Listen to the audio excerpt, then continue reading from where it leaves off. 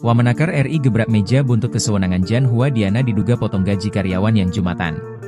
Wakil Menteri Tenaga Kerja, Wamenakar, RI, Immanuel Ebenezer tidak bisa menahan kecewa saat sidak ke perusahaan milik Jan Hua Diana di Margomulyo, Surabaya, Jawa Timur pada Kamis, 17 April 2025, lalu. Bahkan, Immanuel sampai menggebrak meja saat menghadapi pemilik UD Sentosa Steel di Surabaya tersebut.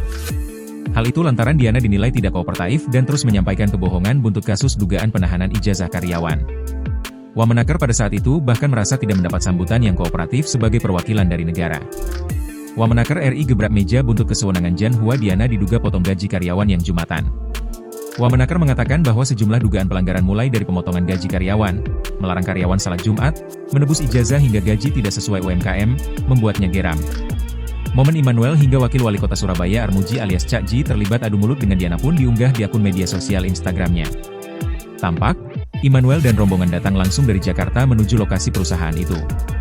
Begitu tiba di depan gerbang UD Sentosa Steel, tidak tampak owner perusahaan distributor onderdil kendaraan itu menyambut.